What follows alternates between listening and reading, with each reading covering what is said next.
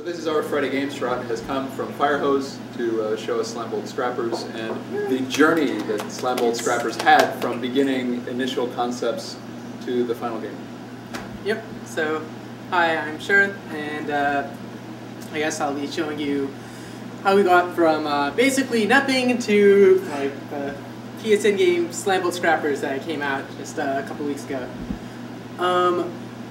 So I guess a little like where we started and stuff. So we started off with just like 3 people. Is me, our president Aton, and another programmer Ethan. So there's just 3 people, like all of us with some like programming experience and none of us with any art experience or anything like that. And very limited business experience of any kind also. And we just were like, okay, let's try to make a game. So when we went and started, we sort of just had like a very vague idea of what we wanted to do. We weren't really sure about what we wanted to do. We didn't have like a concrete plan like in mind when we started. We were just like, okay, let's go sort of explore a little bit. We sort of decided early on that we wanted to try to go and like get a game that like sort of like taught you a little bit about like building or something. Like either not necessarily like, you know, pure educational game or something like that, but like maybe something that like was revolving around some type of building mechanic. You know, we were sort of uncertain about what direction we wanted to go, but we were like, okay. So what we decided to do is we decided to go and just like spend like a week and make like just go and like try to make. Well, I guess first we went and like brainstormed some ideas, and we're like, okay, we got some like vague ideas. Let's go and try to like hammer out like 3 prototypes the rest of the week. Like so, this is like just week 1. And like, okay, just go and do as much as we can each day, and then like see what we have on Friday, basically. So here's what we had. So actually, our first prototype we had was not like I can't actually show here because it's actually a paper prototype rather than like a tech prototype. And so it's actually sort of funny. Like we made these the paper prototype was like sort of like, you know, fitting a bunch of puzzle pieces together and like trying to go and like it is sort of like an arrangement game actually more than anything. And like it's actually sort of funny because like when we tested it, it actually tested the highest of all our prototypes, but since we lost it now, we don't actually have it anymore to show. So I'll go with start with our second prototype that we worked on that week, which is this more. We're trying to go and like get some sort of a growing type game, like a game where it's like sort of like adapted and like generated stuff dynamically.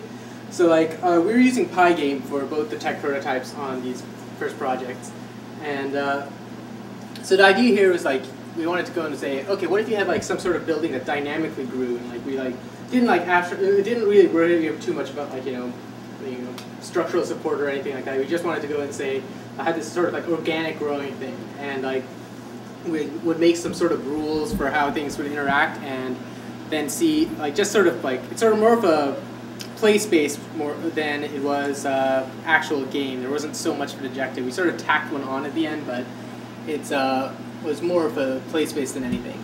So let's see if I can actually put this on screen. So you can't see the bottom of the screen, but basically I have this option to go and like create 3 different types of things.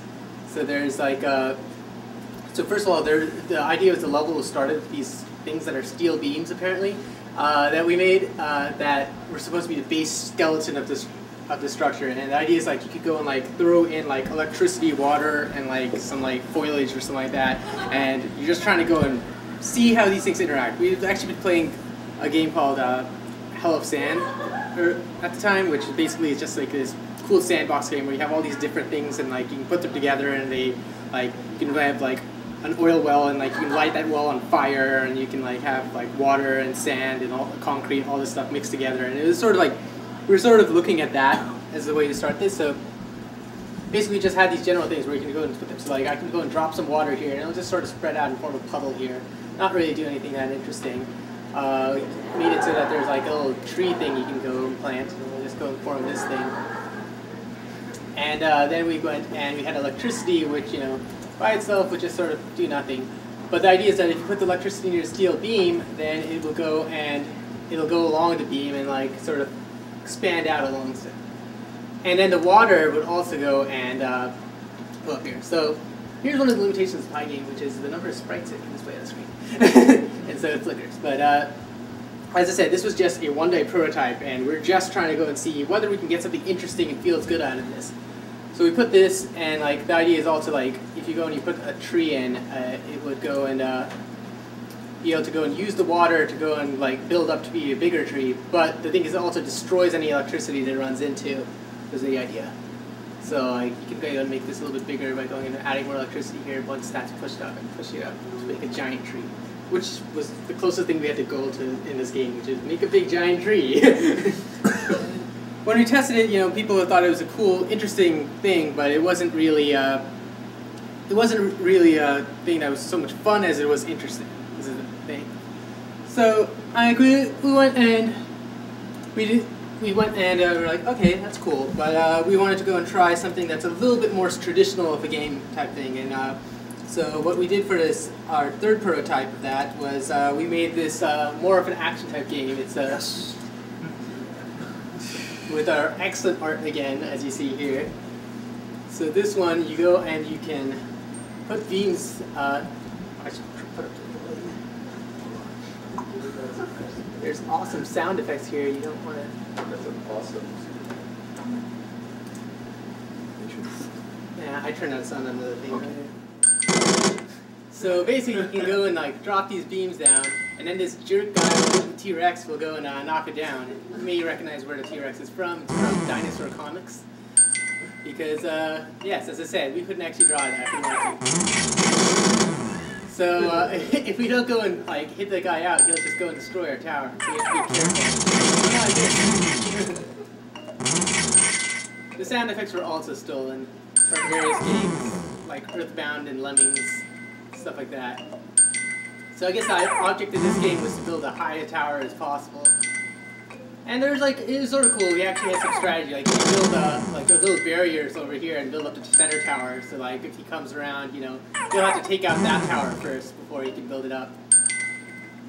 And so like, this was like, so as I said, like the thing in the end was the paper prototype was one of these. The paper prototype was a part of these things that actually like tested the best of them. But we figured that there's a lot of bias in the fact, like, because it wasn't a tech prototype, people like had a lot of fun with like going and like moving the actual pieces. Like, even though there wasn't like, you know, that much better gameplay in that one, there's the fact that like you get to go move pieces around and like use your hands. That actually adds to some of the fun. Like, so we actually like when we were looking at it, we sort of like, okay, so this one tested well, but we're gonna go and keep this stuff in mind. And we did actually, because like, you know, some of the elements of that actually made it into SBS in the end. The like whole arranging stuff together and trying to make like big spaces. I don't even remember the actual rules of that prototype anymore. It was so long ago. But we actually ended up tending towards this one as the one we like felt was the most interesting of the three. So we decided to go more into this direction. Like, so as I said, this was like from week one when we had nothing in here, just wanted to go and like try this out. So after that, we went and we started working on our next prototype, which we also used Pygame for. We were like, oh, we were able to whip those stuff out pretty quickly. Let's go and just try standing on Pygame and try to make this. So we worked on this one for a bit longer, like maybe like a month, I think. I don't know. It's a while. So for the most of this, we didn't have artists on, but we actually, this particular comic is actually done, I think, by like Mike Rappa. Or was it Jeffrey? It was Jeff. Yeah, Mike did the logo. That's right. Yeah, this is so yes, we asked for help from Yemen. Because Aton and I are both the Gambit developers. I'm guessing we stole it from someone. Because I'm pretty sure we didn't make it. At this point, we hadn't this is all still just like more internal prototypes. We were like just trying to get the mechanics to feel good and come up with some good ideas.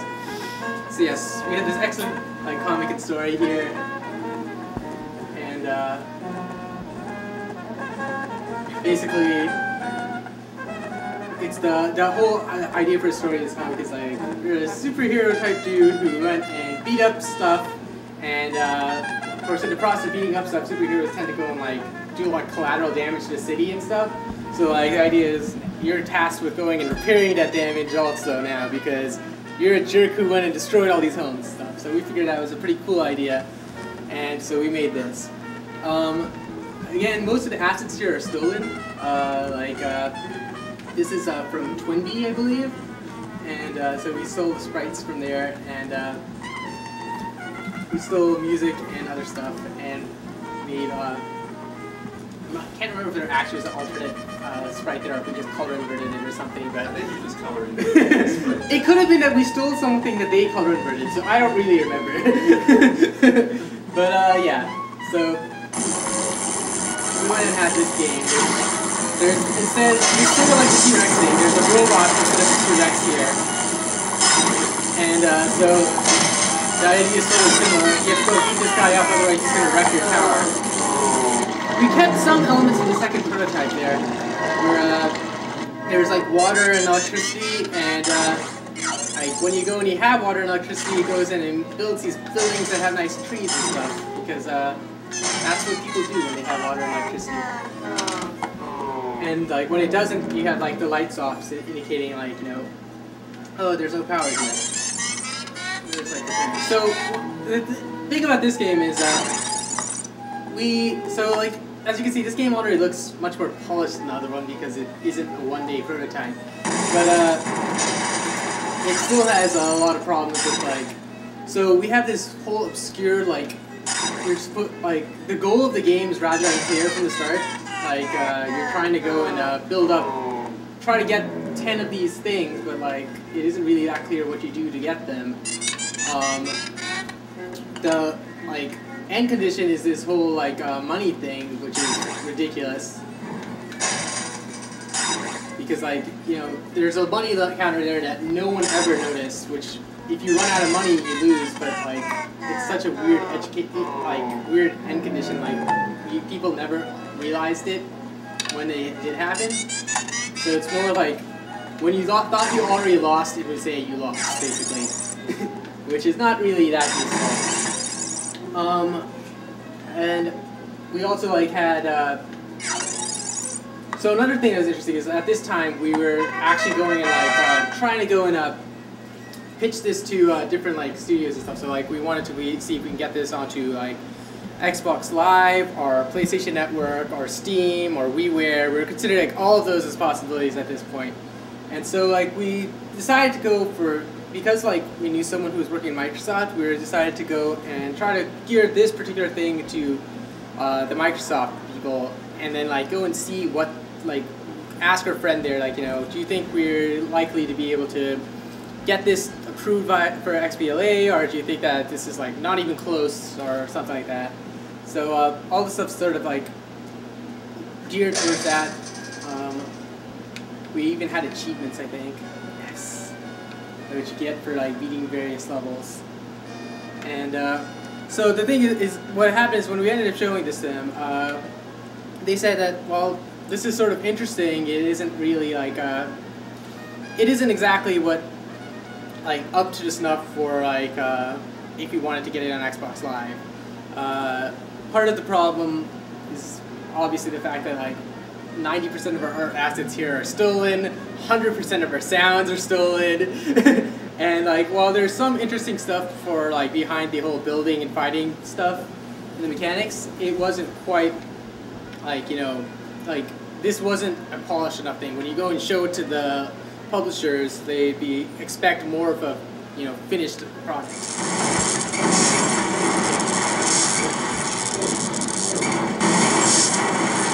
And we had funny you lose screens also. Another thing we decided to go and take to heart later. But so this prototype was interesting though, because we thought that we figured we did have something interesting in this. Like the dynamics of building fighting was interesting. Just the particular way we had it set up wasn't as interesting. The money type scenario where you have to spend money to build stuff and like find out where you lost, totally bad idea. We decided to completely nix that afterwards.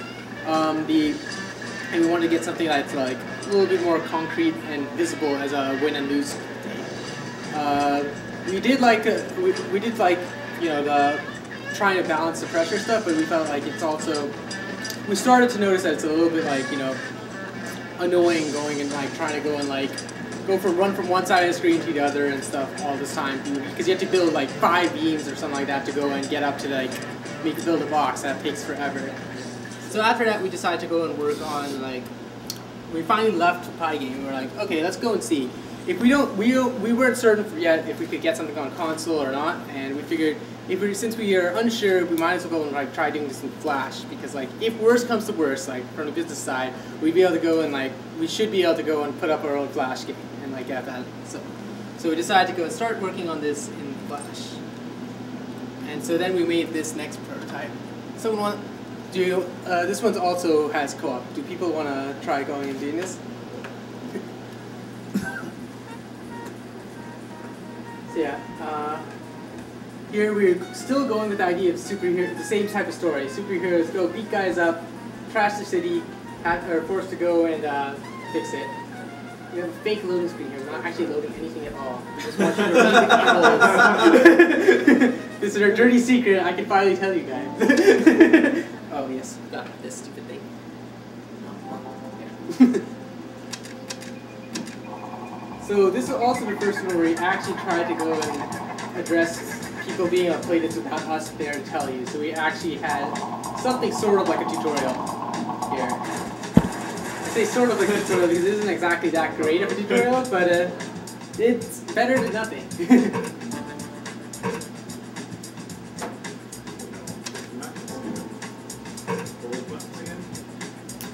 I don't even think we actually told you, but... Loading screen. Yeah, what's the loading screen? I read it too. Well, press A. Oh, that's why.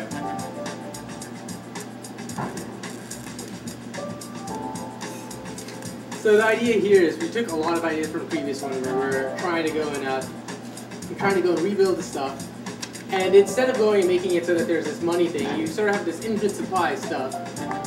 And what you're trying to do is you're trying to build up the building to match the old blueprint that's there. So I think that we still have a few assets here that might be stolen, but I don't remember which ones. We actually had real artists for a lot of this. The characters and other stuff was actually done by us. So another thing we tried in this one is having some sort of weird physics with this. So like, there's some sort of, like, we've been playing like World of Goo a bunch at the time, and so we're like, we're going to try to have this whole like, squishy tower that can go and like bend and stuff and build stuff. So as I said, there are mainly 4. Actually, we had one person work as a contract work for like a month. So we got some of the character stuff was done because we had that contract person, but most of this is done with just having one part-time artist. So like, it was really 4 people doing this, because it was 3.5 to 4. So we went and so like we actually tried pitching this to the different like studios like WiiWare, PSN, Xbox Live, and Steam. What happened is we got feedback back from WiiWare where we got approved. We found out we sent it to the wrong place for Sony. Like, we wanted to do third-party stuff, and we sent it to the first-party people instead, so we had to go and restart the process at that point. I don't remember whether we actually got feedback back from Steam, and we got denied for XBLA. So those are like where we were at this point. So we were thinking, okay, good, we got approved for at least one console. This is a step up. And so at this point we were like, okay, so we know we can get this on a console, so we can go and sort of, we prefer to go and work on a console thing than do a Flash type thing. Like if we were doing PC, we're thinking more of Steam route than doing it through like a web-based or Flash type thing. And we didn't, and because we're a startup, it makes more sense for us to go and do digitally distributed stuff than go and try to do like selling it in like GameStop or Best Buy or whatever.